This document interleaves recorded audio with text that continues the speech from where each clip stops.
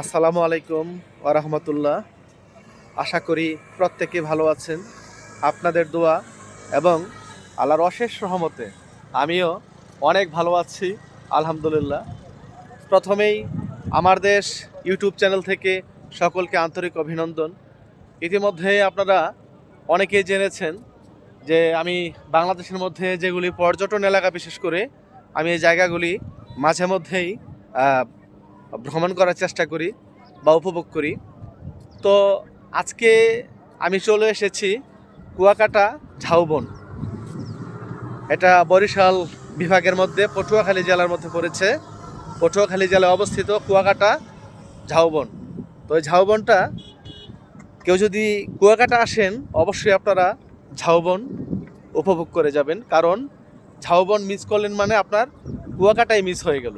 কুয়াকাটা আসলেন আর ঝাউবনে আসলেন না, আপনি বড় একটা স্পট মিস করে গেলেন। তো সবাইকেই অনুরোধ করছি, আপনারা কুয়াকাটা আসলে অবশ্যই এই ঝাউবন ঘুরে দেখে যাবেন। এই যে আমার পিছনটা দেখতে পাচ্ছেন, এটা ঝাউবন। আমি একটু দেখানোর চেষ্টা করছি আপনাদেরকে। এটা ঝাউবন। অবশ্যই আপনারা কুয়াকাটা আসলে অবশ্যই এই ঝাউবন আসবেন। এটা দেখার মতো একটা জায়গা। আর একটু পরে আমাদের এখানে সূর্যাস্ত যাবে, আর কিছুক্ষণ পর সূর্যাস্ত হবে। অনেক মনোরম একটা পরিবেশ। আপনারা যারা প্রকৃতিকে উপভোগ করতে চান তারা অবশ্যই কুয়াকাটা আসবেন, ঝাউবন আসবেন। আরেকটা জায়গা আপনাদেরকে আমি দেখানোর চেষ্টা করছি, যে এখন আমার পিছনে যে জায়গাটা আছে দেখতে পাচ্ছেন, অনেক দূরে একটা বন দেখা যাচ্ছে। হ্যাঁ, এই বনটাই হচ্ছে সুন্দরবন। অর্থাৎ আপনি ঝাউবনে আসলে, কুয়াকাটায় ঝাউবনে আসলে আপনি সুন্দরবনের যে পূর্বাংশ সেটাও উপভোগ করতে পারবেন।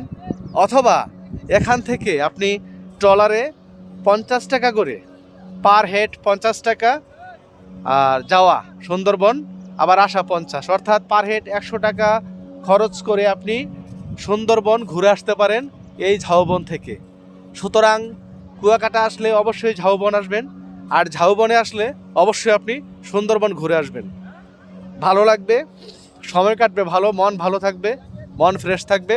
অবশ্যই আপনি বাংলাদেশের মধ্যে যেগুলি পর্যটন এলাকা সেগুলি ঘুরবেন।